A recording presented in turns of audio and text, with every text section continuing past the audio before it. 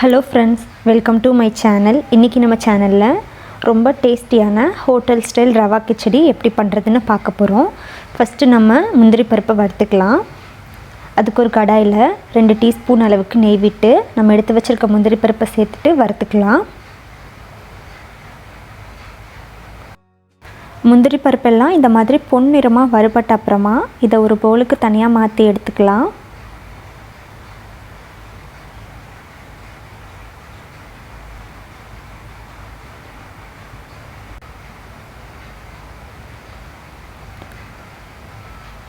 அடுத்து இதே கடாயில் 1/2 கப் அளவு ரவையை சேர்த்துட்டு அதையும் நல்லா பொன்னிறமாக வறுத்துக்கலாம்.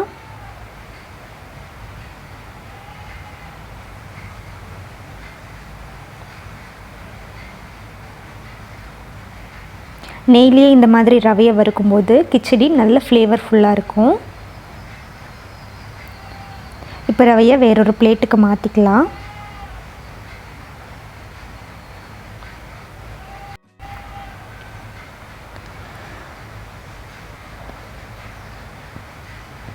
அடுத்து அதே பேனில் 3 டேபிள் ஸ்பூன் அளவுக்கு எண்ணெய் எடுத்துக்கலாம்.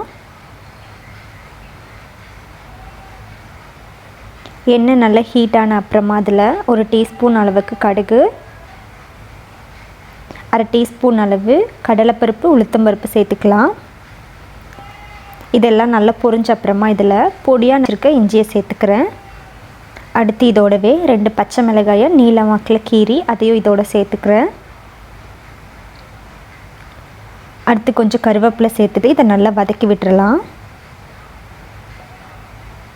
இதெல்லாம் நல்லா வதங்கினதுக்கப்புறமா இதில் பொடியாக நறுக்கி வச்சுருக்க ஒரு பெரிய வெங்காயம் சேர்த்துக்கலாம். வெங்காயம் நல்லா வதங்கிறதுக்காக கொஞ்சமாக உப்பு சேர்த்துட்டு இதை நல்லா வதக்கிக்கலாம். வெங்காயம் ஓரளவு வதங்கினதுக்கப்புறமா இதில் ஒரு பொடியாக நறுக்கின தக்காளி சேர்த்துக்கலாம். அடுத்து இதோடவே ஒரு கைப்பிடி அளவு மிக்ஸ்டு வெஜிடபிள் சேர்த்துக்கலாம். நான் இங்கே கேரட், பீன்ஸ் அப்புறம் பட்டாணி சேர்த்துருக்கேன். காய்கறி எல்லாம் ஓரளவு வதங்கினதுக்கப்புறமா இதில் 1/2 டீஸ்பூன் அளவுக்கு மஞ்சள் தூள் சேர்த்துக்கலாம். இப்போ தக்காளி எல்லாம் நல்லா சாஃப்டாக வெந்திருக்கு. இந்த மாதிரி மசிக்கிற அளவுக்கு இருக்குது. இந்த ஸ்டேஜில் நம்ம ரவைக்கான தண்ணி சேர்த்துக்கலாம். நம்ம 1/2 கப் ரவை சேர்த்துருக்கோம். இதுக்கு 1/4 கப் தண்ணி கரெக்டாக இருக்கும். அடுத்து இந்த ரெசிபிக்கு தேவையான அளவு உப்பு சேர்த்துட்டு இதை நல்லா கலந்து விட்டுறலாம். இப்போ தண்ணி லைட்டாக கொதி விட ஆரம்பிச்சிருக்கு. இப்போவே நம்ம எடுத்து வச்சுருக்க ரவையை சேர்த்துட்டு நல்லா கலந்து விட்டுறலாம்.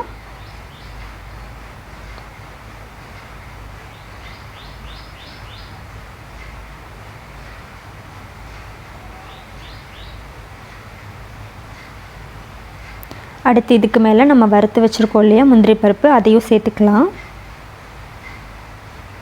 இப்போ இதை ஒரு மூடி போட்டு ஒரு 5 மினிட்ஸ்க்கு குக் பண்ணிக்கலாம்.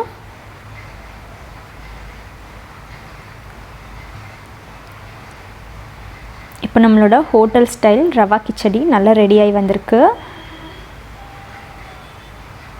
இதோட ஃப்ளேவரை இன்னும் என்ஹான்ஸ் பண்ணுறதுக்காக இதுக்கு மேலே ஒரு 2 டீஸ்பூன் அளவுக்கு நெய் சேர்த்துக்கலாம்.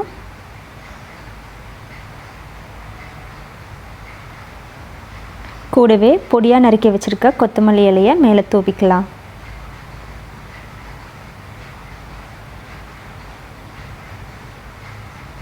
இப்போ இதை எப்படி பிளேட் பண்ணுறதுன்னு பார்க்கலாம்.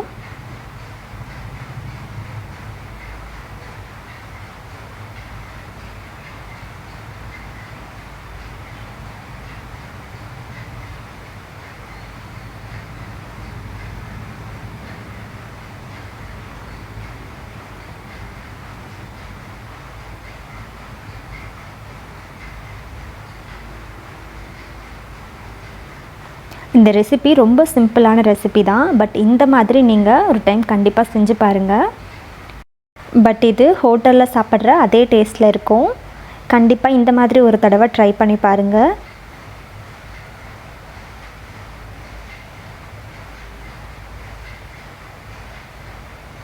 இப்போ நம்மளோட சூடான ரவா கிச்சடி தயாராகிடுச்சு. இதை நான் தேங்காய் சட்னியோடு சர்வ் பண்ண போகிறேன்.